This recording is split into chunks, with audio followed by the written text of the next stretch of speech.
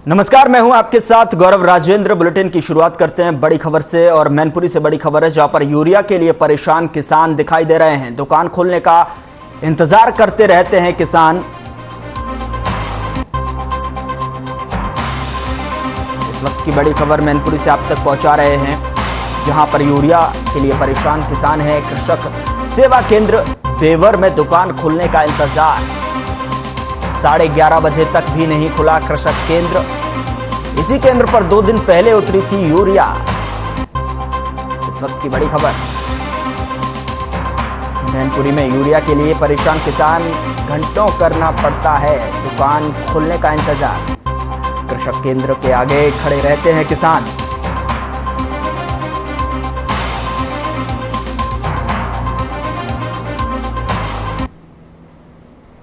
तस्वीरें आपके सामने टेलीविजन स्क्रीन पर मैनपुरी से, जहां पर किसानों को घंटों इंतजार करना पड़ता है दुकान खोलने का, और जिसके बाद भी यूरिया के लिए घंटों इंतजार करने के बाद भी यूरिया नहीं मिलता है। कृषक केंद्र के आगे खड़े रहते हैं किसान।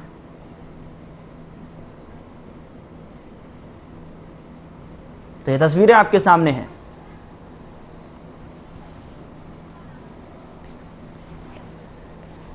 इस खबर पर ज्यादा जानकारी के साथ नफीज अली हमारे साथ फोन लाइन पर जुड़ चुके हैं। नफीज, क्या कुछ जानकारी है, किस तरीके से जो है किसानों को यहां पर यूरिया की किल्लत देखने को मिल रही है?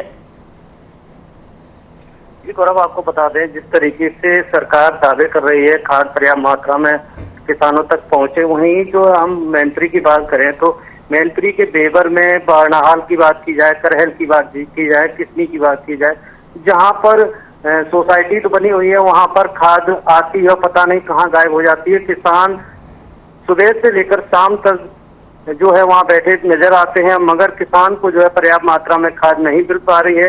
जहां अभी किसानों की जो है बात की जाए तो वहां आलू का सीजन चल रहा है, जहां उन्हें यूरिया की विशेष आवश्यकता होती है। जी, लेकिन नफीस, अभी बताया जा रहा है कि 2 दिन पहले ही यूरिया वहां पर उतरी थी।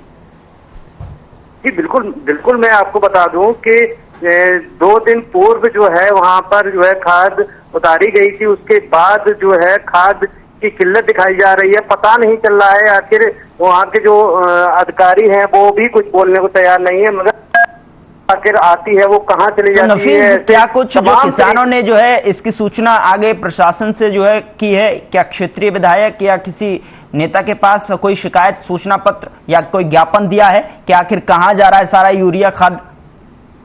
जी, आपको बता दें, अभी तक जो है किसानों द्वारा जो है अभी तक किसी मंत्री या विधायक से नहीं मुलाकात की है, मगर हमारी किसानों से बात हुई है तो उनका कहना यह है कि अगर इस हमारी समस्या का समाधान नहीं होता है तो एक विशेष जो है धरना प्रदर्शन करके जो है सरकार को घेरने का काम करेंगे। जी, क्या नफीस, अगर बात करें, चूंकि अब सीजनेबल फसलों का जो है दौर चला हुआ है और लगातार किसान जो है अपनी खेतों में फसलों के लिए मेहनत भी करते हैं, और ऐसे में अगर फसल को यूरिया जैसी खाद या फिर डीएपी जैसी खाद की अगर बात करें और तमाम वो खाद जो कि फसल के लिए जो उपयोगी होती हैं, ऐसी जो खाद है वो मात्रा क्यों नहीं उपलब्ध हो पा रही है उनको?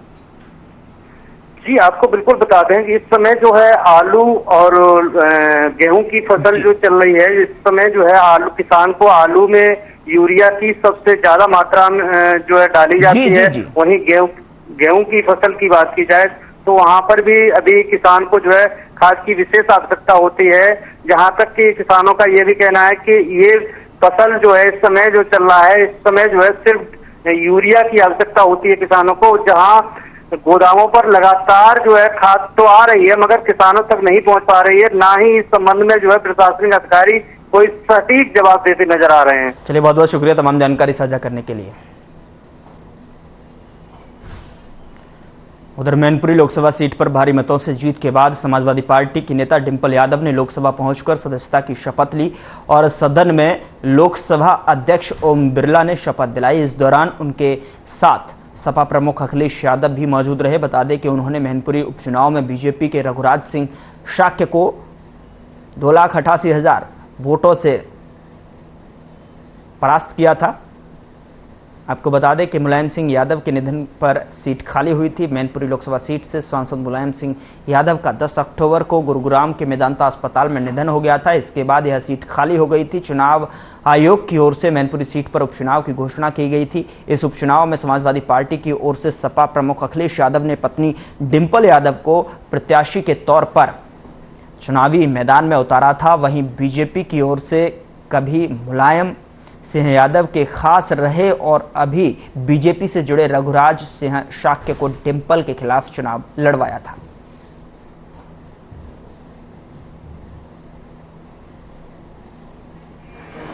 डिंपल यादव, जो लोकसभा की सदस्य निर्वाचित हुई हूँ, ईश्वर की शपथ लेती हूँ कि मैं विधि द्वारा स्थापित भारत के संविधान के प्रति सच्ची श्रद्धा और निष्ठा रखूंगी। मैं भारत की प्रभुता और अखंडता अक्षुण्ण रखूंगी तथा जिस पद को मैं ग्रहण करने वाली हूं उसके कर्तव्यों का श्रद्धापूर्वक निर्वहन करूंगी। मैं डिंपल यादव। खबर लखनऊ से है, जहां रामदास अठावले ने मीडिया से मुखातिब होते हुए बोले कि मुख्यमंत्री से मुलाकात होने वाली है। मुलाकात में रिपब्लिक पार्टी को आगे करने की बात करूंगा। वहीं गुजरात चुनाव परिणाम पर कहा कि गुजरात में बड़ी उपलब्धि मिली है। साथ ही कहा कि भारत को G20 की अध्यक्षता मिली है और यह गर्व की बात है।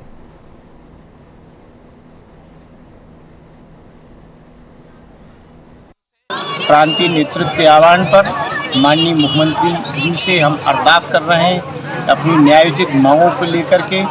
आज पूरे उत्तर प्रदेश में एक साथ उपवास कार्यक्रम रखा गया है। इसमें हमारी मुख्य मांगे हैं पदोन्नति, वेतन विसंगति। कुछ हमारा एक कैडर है स्वास्थ्य कार्यकर्ता पुरुष महिला का, कुछ नए लोगों को वेतन दे रहे हैं 2000 ग्रेड पे। 10 साल पुराना एक ही पद के 2 वेतन दे रहे हैं।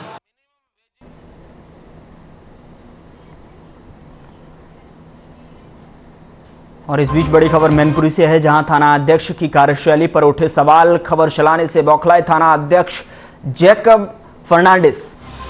पीड़ित के खिलाफ ही कार्रवाई, संगीन धाराओं में मुकदमा दर्ज किया। बरनाहल पुलिस की कार्यशैली पर उठे सवाल। पीड़ित पर 2 दिन पहले हुआ था जानलेवा हमला। पीड़ित अनीस अली हसनैन अवतार का सैफई में चल रहा इलाज। समाजवादी पार्टी से नगर अध्यक्ष अनीस अली। समाजवादी पार्टी कार्यकर्ताओं में भारी आक्रोश। डीजीपी से मिलेगा सपा का प्रतिनिधि मंडल। बरनाहल थाना क्षेत्र के नगर क्षेत्र का ये पूरा मामला है।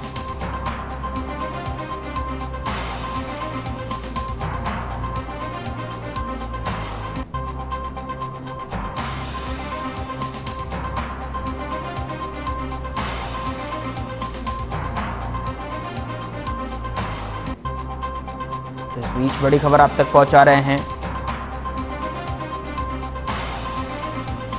डीजीपी से मिलेगा सपा का प्रतिनिधि मंडल। बरनाहल थाना क्षेत्र के नगर क्षेत्र का यह पूरा मामला है। थाना अध्यक्ष की कार्यशैली पर सवाल उठ रहे हैं। मैनपुरी से यह खबर है, जहां पर सवाल उठ रहे हैं। पीड़ित अनीस अली हसनैन अवतार का इलाज चल रहा है। बरनाहल थाना क्षेत्र के नगर क्षेत्र का यह पूरा मामला।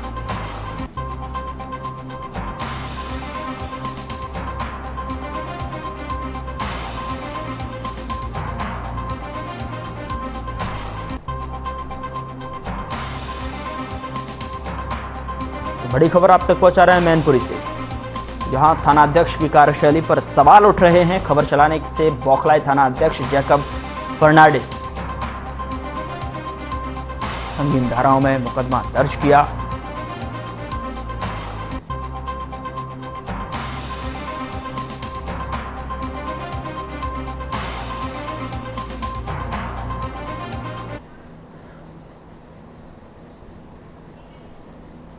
आगे बढ़ते हैं। खबर लखनऊ से है, जहां आम आदमी पार्टी के नेता संजय सिंह ने प्रेस कॉन्फ्रेंस की। इस दौरान उन्होंने कहा कि विधानसभा चुनाव के बाद आप लगातार संगठन बनाने का काम कर रही है, वहीं नगरीय क्षेत्रों में संगठन बनाने का भी काम कर रहे हैं। लगभग 12,000 वार्डों का चुनाव होगा और सभी सीटों पर आप चुनाव लड़ेगी। साथ ही कहा कि हम लोगों से अपील करेंगे कि एक मौका केंद्र में मोदी जी को दिया, यूपी में योगी जी को दिया, एक मौका आपको नगर निकाय में दीजिए।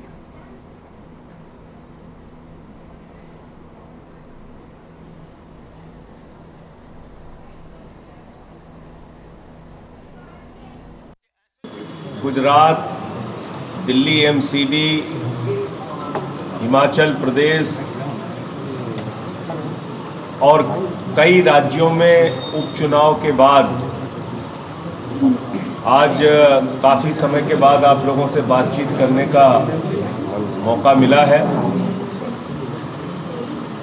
आज की इस पत्रकार वार्ता का उद्देश्य ये है कि उत्तर प्रदेश में भी अब एक बड़ा चुनाव आ गया।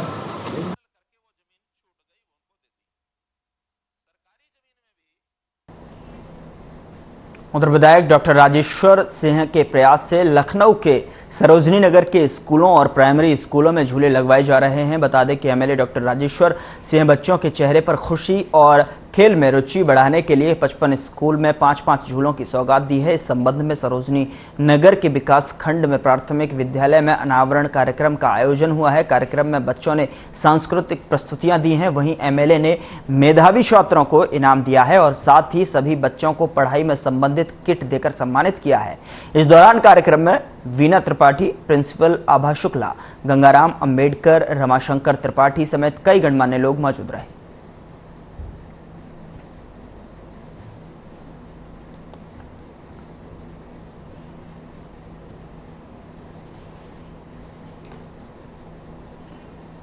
और अगली बड़ी खबर हमीरपुर से है, जहां सड़क किनारे खड़ी बाइक हुई चोरी। 2 युवकों ने दिया चोरी की वारदात को अंजाम। पूरी वारदात सीसीटीवी कैमरे में हुई कैद। गांधी इंटर कॉलेज के पास का यह पूरा मामला बताया जा रहा है, जहां पर पास लगे सीसीटीवी कैमरे में पूरी वारदात कैद हो गई।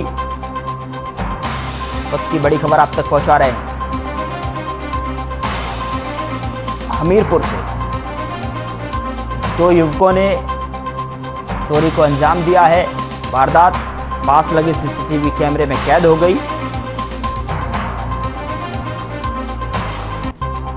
इस वक्त की बड़ी खबर हमीरपुर से, सड़क किनारे खड़ी बाइक चोरी हो गई। तस्वीरें आपके सामने टेलीविजन स्क्रीन पर, जहां पर सीसीटीवी कैमरे में पूरी वारदात जो है कैद हो गई।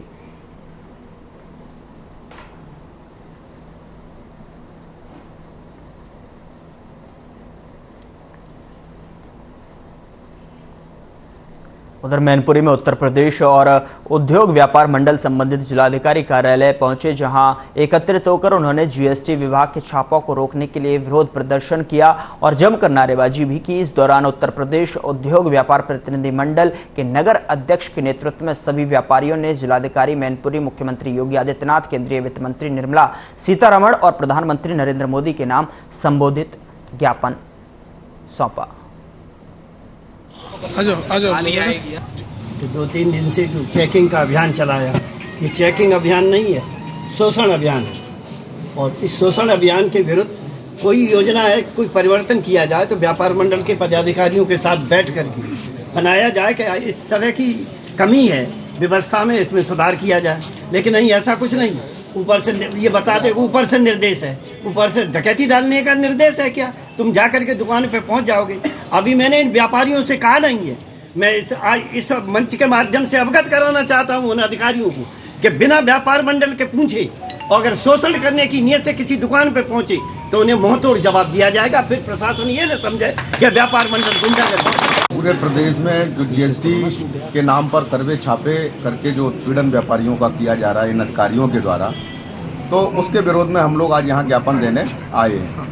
और कल भी यहाँ शहर में कुछ दुकानों पे उन्होंने जाके सर्वे किया, तो हम लोग स्वयं पहुँच गए थे वहाँ। हमारे नगर अध्यक्ष जी, मैं और भी नगर महामंत्री, तमाम पदाधिकारी वहाँ पहुँच के जीएसटी जो अपने डिप्टी कमिश्नर जी हैं, बात की मैंने, तो उनका कहना था कि मैं जो है कोई किसी प्रकार का उत्पीड़न नहीं कर रहा हूँ। अगर आपको लगता है तो आप मेरे ऑफिस आके बात कर सकते हैं। तो मैं सभी व्यापारियों को भी आश्वस्त करना चाह रहा हूं कि अगर किसी को ये लगता है कि कोई उत्पीड़न हो रहा है तो हम लोग हर व्यापारी के साथ। और इस बीच बड़ी खबर कन्नौज से है, जहां पर जीएसटी की छापेमारी से व्यापारियों में रोष है। अर्चना पांडे के आवास पहुंचे स्थानीय व्यापारी। बीजेपी विधायक हैं अर्चना पांडे। सीएम के नाम व्यापारियों ने सौंपा ज्ञापन। व्यापारियों ने बीजेपी विधायक से की बात। परेशान व्यापारियों को बीजेपी विधायक ने दिया भरोसा। बेवजह परेशान नहीं किया जाएंगे व्यापारी, अर्चना पांडे ने यह भरोसा दिया है। कन्नौज से इस वक्त की बड़ी खबर आप तक पहुंचा रहे हैं। अर्चना पांडे के आवास पर स्थानीय व्यापारी पहुंचे हैं। बीजेपी विधायक हैं अर्चना पांडे, जहां पर सीएम के नाम व्यापारियों ने ज्ञापन सौंपा है और साथ ही साथ व्यापारियों ने बीजेपी विधायक से बात भी की है और उन्होंने आश्वासन दिया है कि बेवजह व्यापारियों को परेशान नहीं किया जाएगा। तस्वीरें आपके सामने हैं। ये उत्तर प्रदेश शासन के निर्देश पर कुछ जीएसटी से संबंधित प्रकरण है जिसके बारे में सरकार कुछ जानना चाह रही है व्यापारियों से, और उसके लिए जो अधिकारी लोग आ रहे हैं अपनी विजिट कर रहे हैं, उसको लेकर के व्यापारियों में और अधिकारियों के बीच में कुछ मतभ्रम है, कुछ कॉन्फ्लिक्ट है, उसको समाधान करने की आवश्यकता है। आज ये लोग मिले, कल मेरे पास, मैं एक सप्ताह से बाहर थी, जैसे ही मैं आई मुझे पता लगा, मैंने बात करी है, कमिश्नर से बात की है। उधर बाराबंकी में पुलिस ने भूमाफियाओं के खिलाफ कार्रवाई तेज कर दी है। बता दें कि आज बाराबंकी के जैदपुर में अमरजीत वर्मा के 10 करोड़ के मकान पर पुलिस ने बुलडोजर चलवाकर ध्वस्त किया है। पुलिस अधीक्षक ने बताया कि यह कार्रवाई बाराबंकी पुलिस ने गैंगस्टर एक्ट के अभियुक्त के अवैध निर्माण को ध्वस्त किया है।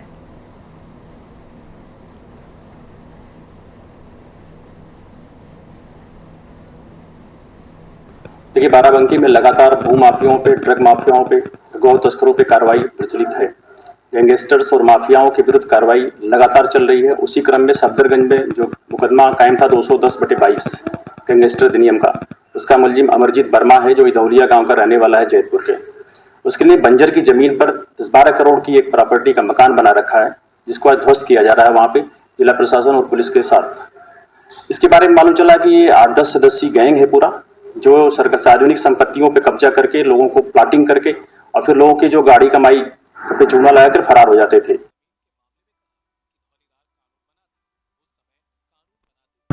जहां पुलिस ने नकली वीजा बनाने वाले गिरोह का पर्दाफाश किया है। पुलिस ने गिरोह से एक महिला सदस्य को गिरफ्तार किया है, जबकि मौके से 2 आरोपी फरार भए हैं। बताए जा रहे हैं कि इस गिरोह में शामिल पति पत्नी मिलकर सैकड़ों लोगों को विदेश भेजने के नाम पर लाखों रुपए चूना लगा चुके हैं। पुलिस ने जानकारी देते हुए बताया कि प्रत्येक व्यक्ति से वीजा देने के नाम पर 1.5 से 2 लाख रुपए लेते थे। पुलिस ने छानबीन में 1,60,000 रुपए नगद और 17 मोहरे, 35 वीजा रसीद, 1 लैपटॉप, 30 भारतीय पासपोर्ट और 11 बांग्लादेशी पासपोर्ट बरामद किए हैं। पुलिस ने जानकारी देते हुए बताया कि महिला से जब पूछताछ की गई तो महिला ने बताया कि यूरोप देश में और गल्फ की कंट्रियों में भेजने के नाम पर वह अच्छा खासा रुपया लोगों से लेते हैं।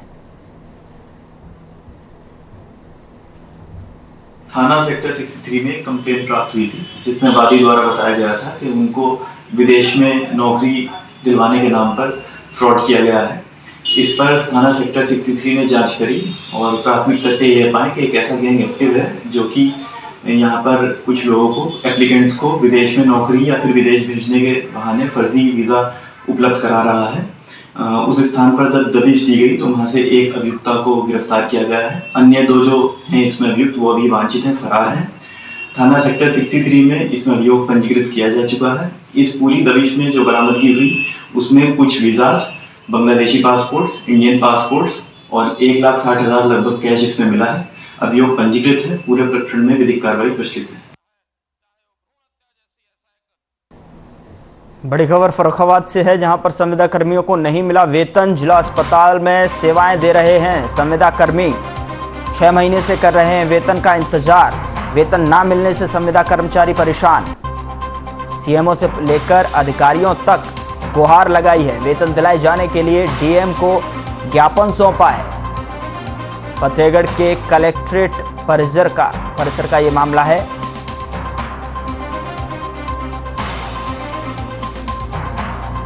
बड़ी खबर आप तक पहुंचा रहे हैं। वेतन ना मिलने से संविदा कर्मचारी जो हैं परेशान हैं। फर्रुखाबाद से ये खबर है, जहां पर संविदा कर्मियों को नहीं मिला वेतन। जिला अस्पताल में सेवाएं दे रहे हैं संविदा कर्मी, 6 महीने से कर रहे हैं वेतन का इंतजार। वेतन ना मिलने से संविदा कर्मी जो है लगातार परेशान हैं, इसको लेकर ज्ञापन भी सौंपा गया है। तस्वीरें आपके सामने हैं फर्रुखाबाद से। कहाँ सर्विस कर रही हैं? डॉक्टर राम मनोहर। क्या दिक्कत आ रही है? सैलरी नहीं आ रही हम लोगों की, 6 महीने हो गए, काम बराबर कर रहे हैं, छुट्टियाँ भी नहीं आ रही और सैलरी नहीं आ रही, दिक्कतें आ रही है। और जो आ रही है वो भी कट के आ रही है। पहले तो आती नहीं है, जो आती है वो कट के आ रही है। कितने महीने हो गए? 6 महीने हो गए। कहाँ शिकायत की आपने? सीएमओ ऑफिस कई बार जा चुके हैं, डीएम ऑफिस कई बार आए।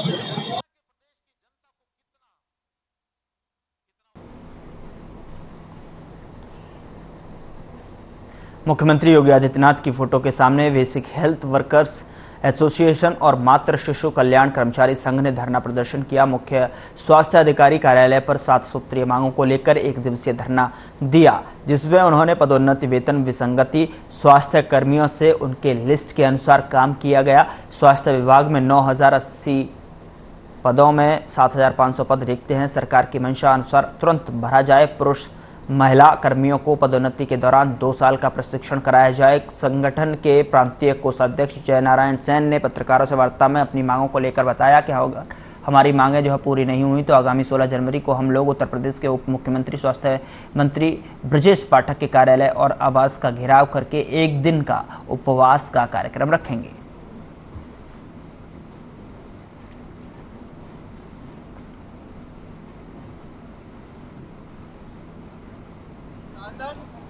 आज ज्ञापन देंगे 2 बजे प्रांतीय नेतृत्व के आह्वान पर माननीय मुख्यमंत्री जी से हम अरदास कर रहे हैं। अपनी न्यायोचित मांगों को लेकर के आज पूरे उत्तर प्रदेश में एक साथ उपवास कार्यक्रम रखा गया है। इसमें हमारी मुख्य मांगे हैं पदोन्नति, वेतन विसंगति। कुछ हमारा एक कैडर है स्वास्थ्य कार्यकर्ता पुरुष महिला का, कुछ नए लोगों को वेतन दे रहे हैं 2000 ग्रेड पे।